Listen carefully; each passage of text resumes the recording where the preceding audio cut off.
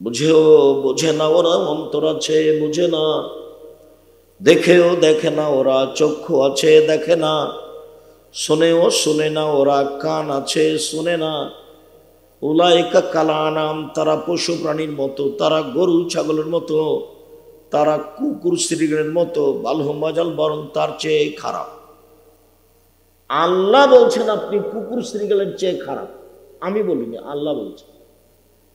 দোকানে একটা ল্যাংটা মেয়ে নাচে, টিভিতে আপনি তার উপরে মুখ রেখে এশার নামাজ পড়ে এসে টুপি মাথা দিয়ে বসে আছেন, এমনি বসে আছেন আপনি, তখনও মানুষ।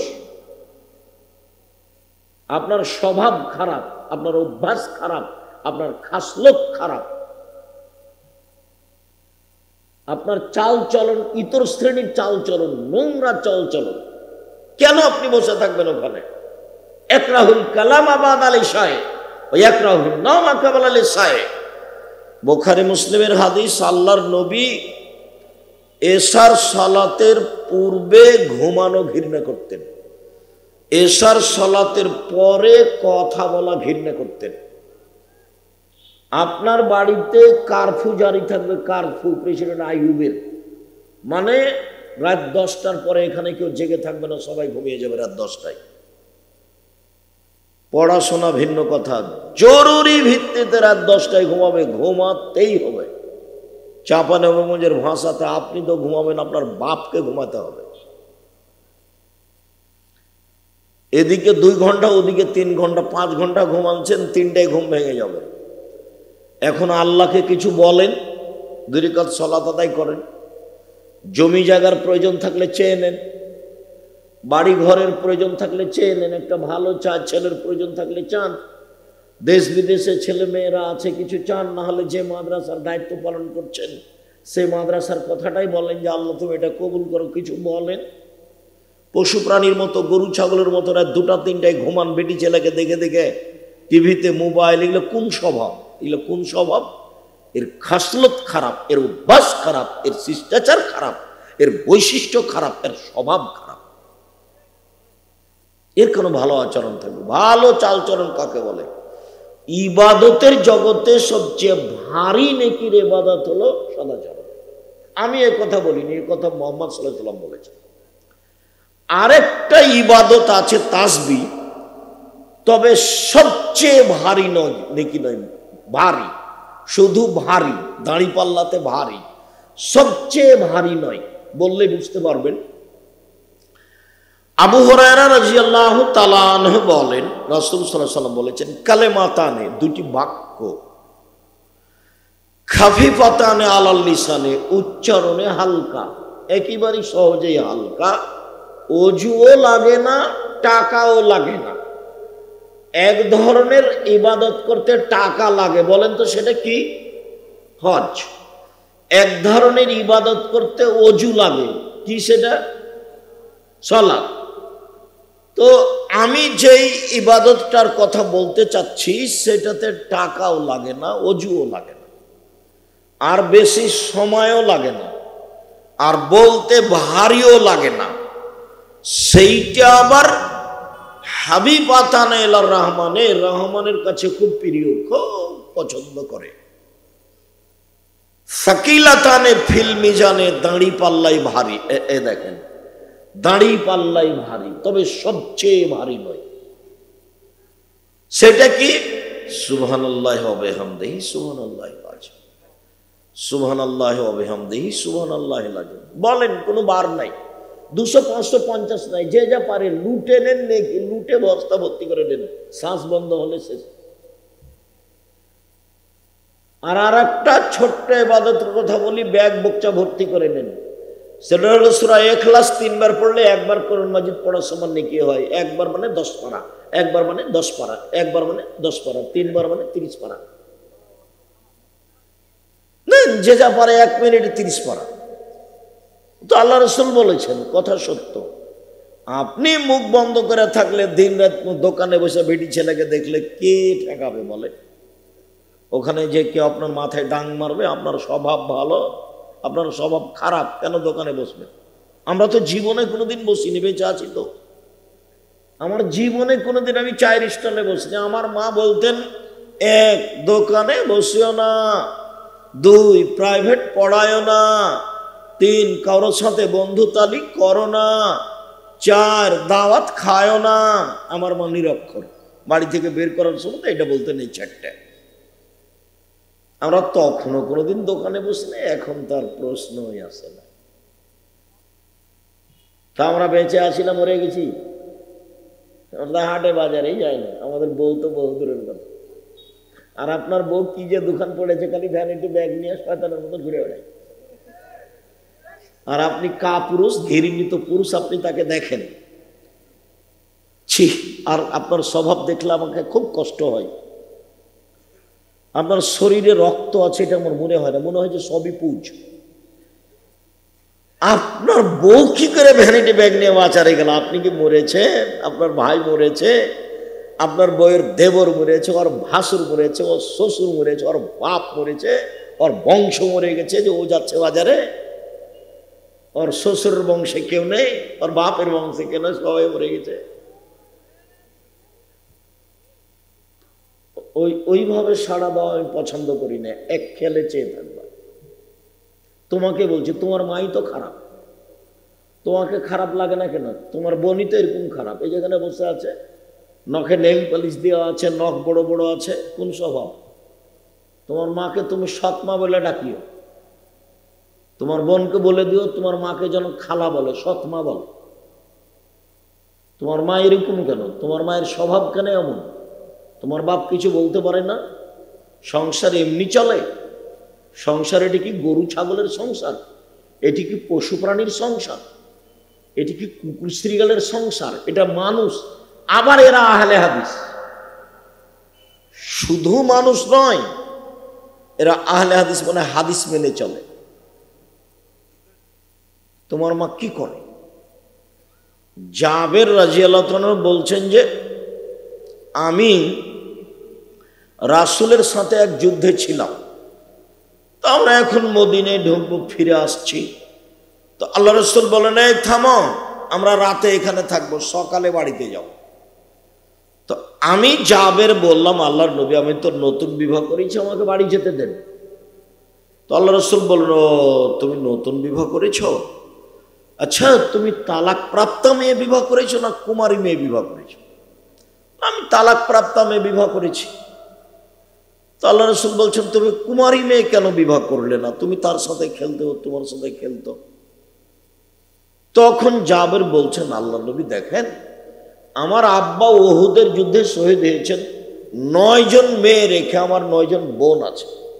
আকরাহু আন আতাযাওয়াদা মিসলাহুন্না অফিরাতিনাল খারকা, আমার বোনদের সমবয়সের বুদ্ধি কম মেয়েকে আমি বিবাহ করা পছন্দ করিনি 4টা কারণে। আল্লাহর নবী, আমি বেশি বয়সের মহিলা বিবাহ করেছি 4টা কারণে।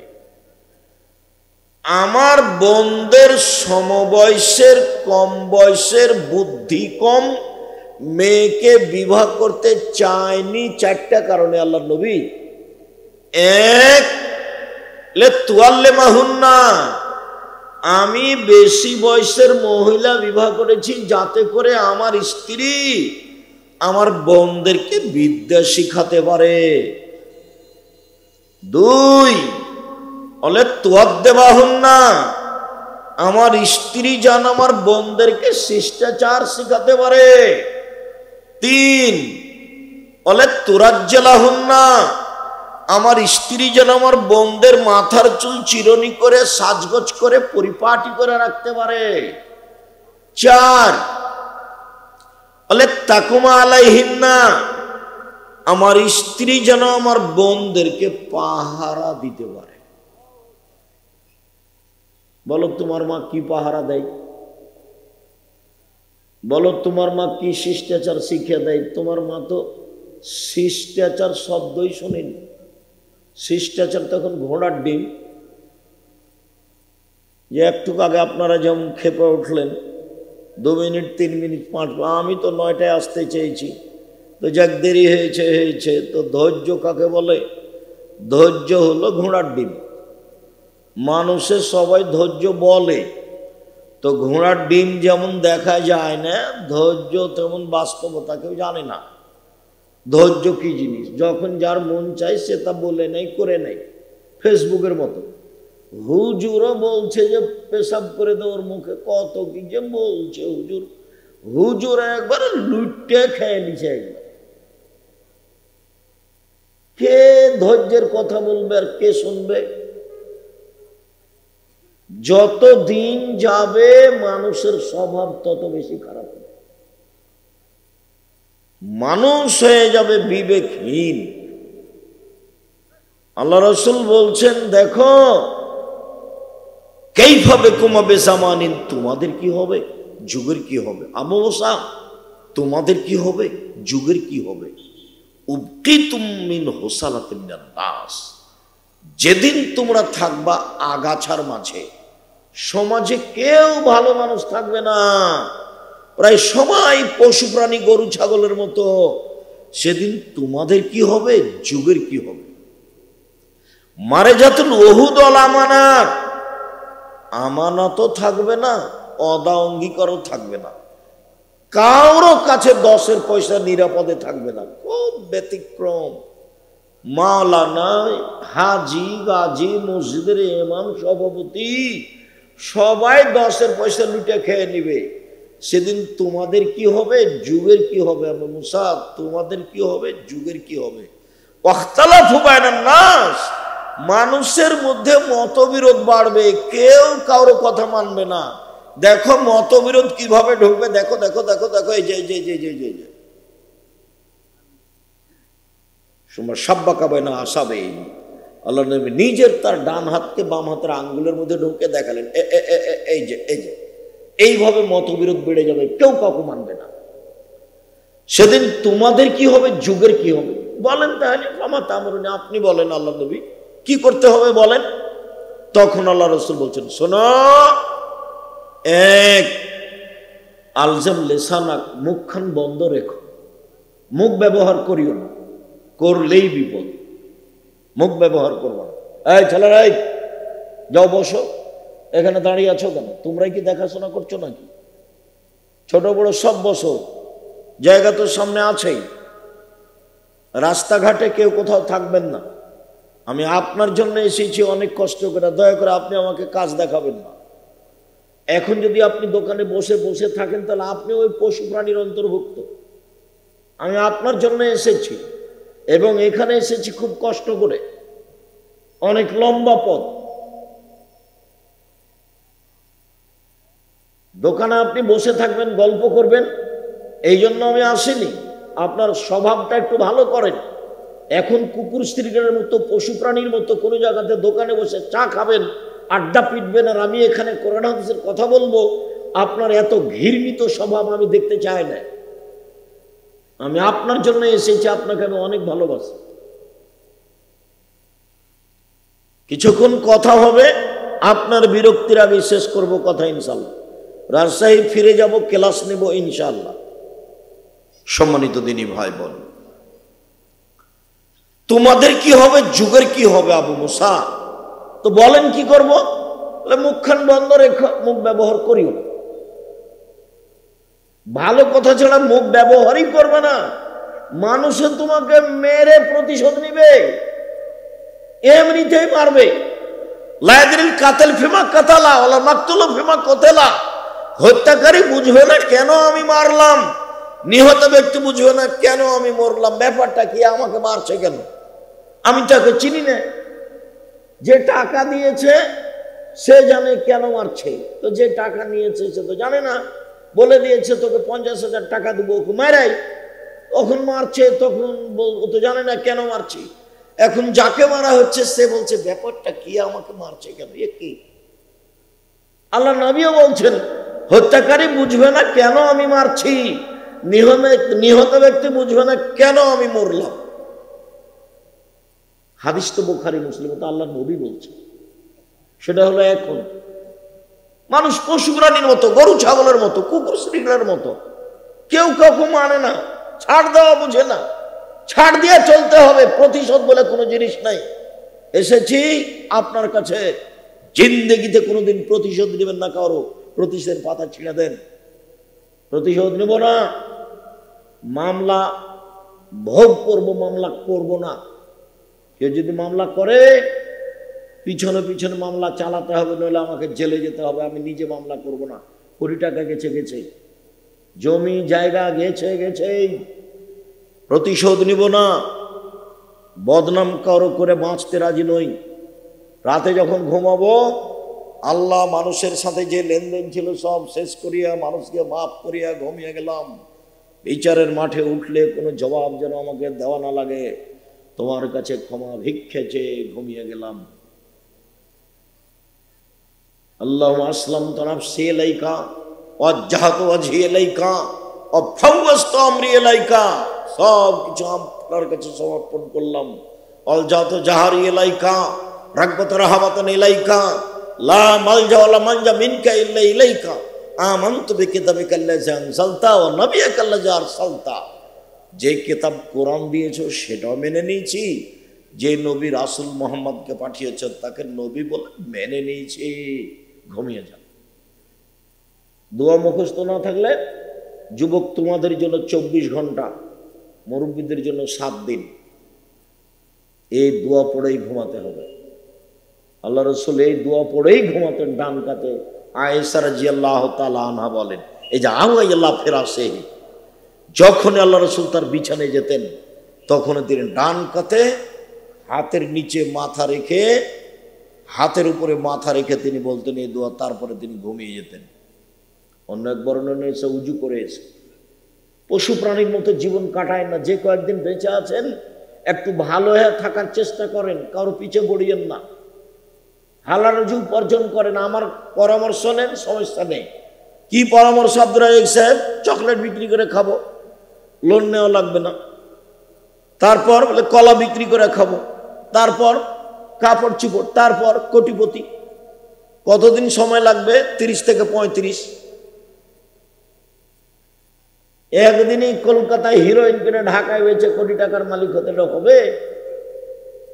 আল্লাহ নবী বলছেন একটা দুয়ার সালাম ফিরার পূর্বে এই দোয়া না পড়ে জীবনে কোনোদিন তিনি সালাম ফিরে। বড় পাপ হতে তোমার কাছে বাঁচতে চাই, ঋণ কর্য হতে তোমার কাছে বাঁচতে চাই, বড় পাপ হতে তোমার কাছে বাঁচতে চাই, ঋণ কর্য হতে। ঋণ আছে যার, জানাজা নেই তার, জাহান্নাম জান্নাত পরে, জানা যায় নেই। তা আপনি মরে কি করবেন? জানাজা হয়ে যাচ্ছে, যে হয়ে যাচ্ছে ওটা ভিন্ন কথা। আমাকে দিয়ে জানাজা করান দেখি। আপনি আমাকে দাওয়াত দেন, আমি চলে আসার চেষ্টা করবো ইনশাল্লাহ। যাই তো অনেক সময় বিবাহটাতে আমি ইয়েতে গেছি, মালয়েশিয়া। আমি মালয়েশিয়া গেছি তাহানিক করতে, বাচ্চা জন্ম নিয়ে যেতাম। ঢাকায় গেছি বিবাহ পড়াতে। আপনারা জানাজায় আসবো, আপনি নিয়ে আসেন, ছেলেরাকে বলে যায় আপনার 10 টাকা আছে ঋণ, তখন আমি জানাজা করি কিনা। এমন কোনো মায়ের বেটা ওরকম জন্ম না নিজে আমাকে আদেশ করে এই কাজ করাতে পারে ইনশাল্লাহ। আমি কাউকে হিসাব করেই চলি না, আল্লাহ যেভাবে চালাই, ফকির মানুষ চলি। কোনো দিন আমার জীবনে কারোর কাছে মাথা নত করা লাগেনি। মসজিদ মাদ্রাসার সেক্রেটারি সভাপতি, কোনো দিন কাউকে হিসাব করে কথা বলা লাগেনি। আছি আলহামদুলিল্লাহ। ও যদি কিছু বলে তাহলে আমি বলবো আপনার যা টাকা লাগে, আপনার মসজিদটা আমি কিছু করে দেবো, আপনাকে টাকা লাগবে না আমার। আপনার প্রয়োজন হলে আপনি বলেন, আপনাকে কিছু দিব ইনশাল্লাহ। মানে আল্লাহ আমাকে ওইভাবে রাখেইনি, আমি কোনোদিন বুঝতে পারি না, আমার কাছে ধরা পড়ে না এমনটা। ময়মনসিং থেকে গেছি, ও টাকা দিয়েছে 5,000, আমার তো খরচ আছে 11,000।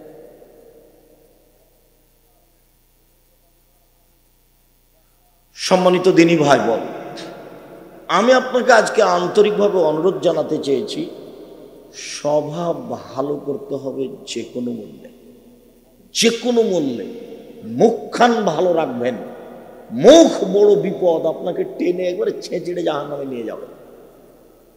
তাই আল্লাহ রাসূল বলেন মুখখান বন্ধ রাখো। 2, জরুরি প্রয়োজন ছাড়া বাড়ি ত্যাগ করবেন না, বাহিরে যাবেন না। 3, পাপের জন্য কাঁদবেন, পাপের জন্য। আল্লাহর নবী বলছেন কেউ যদি কাঁদে আল্লাহর ভয়ে, তো গাভীর ওলান বাঁট থেকে বাম থেকে চাপ দিয়ে দুধ বের করে ভিতরে ঢোকানো যায় না, যেমন আল্লাহর ভয়ে কাঁদে যে সে জাহান্নামে যাবে না তেমন। আমি না বুঝাতে পারলে আবার বলি, গাভীর বাঁট বুঝেন না আপনারা? চাপ দিয়ে দুধ বের করে না মানুষ, তো আল্লাহ রাসূল বলছেন যে চাপ দিয়ে দুধ বের করে ভিতরে ঢোকানো যেমন অসম্ভব, এইটা যেমন অসম্ভব, আল্লাহর ভয়ে কাঁদে যে তার জাহান্নামে যাওয়া তেমনি অসম্ভব। কিন্তু আমি বলিনি, এ কথা মুহাম্মদ সাল্লাল্লাহু আলাইহি ওয়াসাল্লাম বলছেন। লা ইয়ালিজার রাজুলুন নারা বাকা মিন খাসিয়াতিল্লাহ হাত্তা ইয়ালিজাল লাবানু ফিদ দারে। যে আল্লাহর ভয়ে কাঁদে তার জাহান্নামে যাওয়া এরকমই অসম্ভব, গাভীর বাঁট থেকে দুধ বের করে ঢোকানো যেমন অসম্ভব। স্বাভাবিক হয়ে বাঁচেন। 1 5 ওয়াক্ত সালাত, 2 হালাল রুজি, 3 কোরআন তেলাওয়াত, 4 আড্ডা পিটা হারাম। জিন্দেগিতে কোনোদিন আর দোকানের সামনে বসবেন না। চা খাচ্ছেন, ল্যাংটা মেয়ে নাচছে, বসে গল্প জমাচ্ছেন, কার কি বলছেন, তখন আপনি ভালো মানুষ। কে বলেছে আপনাকে? আমি তো বলিনি কোনোদিন। তখন আপনাকে আমি গরু ছাগল পশু প্রাণী মনে করি, ইতর শ্রেণীর মানুষ মনে করি, নিম্ন শ্রেণীর মানুষ মনে করি। ভদ্র মানুষ সেখানে বসে থাকে নাকি? পরহেজগার মানুষ সেখানে বসে থাকে? আপনাকে যদি জিজ্ঞাসা করি বলবেন যে না, আমি পরহেজগার নই। কেন থাকবেন আপনি ওখানে? সম্মানিত দিনী ভাই বোন, মহান আল্লাহ বলেন ধারাবাহিক, ইদফা বিল্লাতি হি আহসান। মুহাম্মদ সাল্লাল্লাহু আলাইহি সাল্লাম মানুষের সাথে যখন কথা বলবেন, মানুষ যা বলেছে আপনারটা তার চেয়ে সুন্দর হবে, এটা আমি আর আপনি, রাগ যতই হোক, একবারে জ্বলে ছাই হয়ে যাচ্ছেন তার কথায়, তবু আপনি রাগ দেখাবেন না। এ দেখেন মুহাম্মদ সাল্লাল্লাহু আলাইহি ওয়াসাল্লাম, আপনি যখন মানুষের সাথে কথা বলবেন, তো মানুষ যা বলেছে আপনারটা কেমন হবে তার চেয়ে সুন্দর। এটা আল্লাহ নবীকে আদেশ করলেন, মানে আমাকে আর আপনাকে আদেশ করলেন। বুঝাতে পারি না কথা মনে হয়? আল্লাহ আমাদের নবীকে আদেশ করলেন মানে কি? আমাকে আর আপনাকে আদেশ করলেন। আল্লাহ তাআলা বলছে ওয়াজাদিলহুম বিল্লাতি হি আহসান।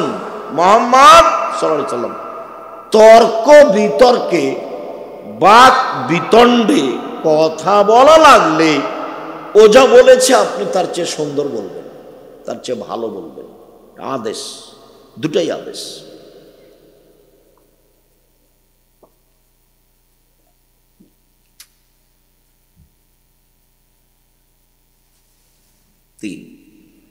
মুহাম্মদ সাল্লাল্লাহু আলাইহি ওয়াসাল্লাম শুনুন, আল্লাহর পক্ষ থেকে বড় দেয় যে আপনার স্বভাবটা নরম, আপনার স্বভাব কর্কশলে লানফদ্দু মিন হাওলেক, আপনার পাশ থেকে মানুষ সরে যেত, কে আপনার পাশে আসতো না। শুনুন, ফাফু আনহুম, মানুষকে মাফ করুন, মানুষকে মাফ করুন। পৃথিবীর মানুষ, মাফ করতে শিখো। মাফ, ছাড় দাও। আচ্ছা করেছে, আচ্ছা বলেছে, আচ্ছা মাফ করে দিলাম, মাফ করে দিলাম। যখন যে জেলাতে যায়, খালি গাড়ি থেকে নামলে কেউ এসে বলবে অনেক কথা আপনাকে বলেছি, মাফ করে দেন। ঠিক আছে, দিলাম। অনেক গালি দিয়েছি, মাফ করে দেন। কোনো সময় 2 জন 3 জন বলে, দেখি কোনো সময় গাড়ি থেকে নামার আগে প্রস্তুত হয়ে আছে খালি এই কথাটা বলার জন্য। কতদিন যে মন ভরে গালি দিয়েছে, নামার সাথে সাথে বলে যে অনেক কথা বলেছি, মাফ করে দেন। ঠিক আছে, দিলাম। কেন গালি দিলেন, দিবেন কেন এটা বলতে চায় না, ওই পাতায় পড়ি না, বলেছে বাস, যথেষ্ট। মুহাম্মদ সাল্লাল্লাহু আলাইহি সাল্লাম মানুষকে মাফ করতে শিখুন, মাফ করুন, মাফ করতে শিখুন। এই ভাষা তার জন্য চলবে না। মানুষকে মাফ করুন, ওয়াস্তাগফির লাহুম, শুধু মাফ নয়, আপনাকে গালি দিয়ে যে পাপ করেছে, আপনি এখন আল্লাহকে বলেন, আল্লাহ তুমি ওকে ক্ষমা করে দাও। দল সংগঠন করিয়েন না একদিনের জন্য, একদিনের জন্য কোনো সংগঠন করিয়েন না, নাহলে আপনার সাথে যে আছে সে ভালো, আপনার সাথে যে নাই সে খারাপ।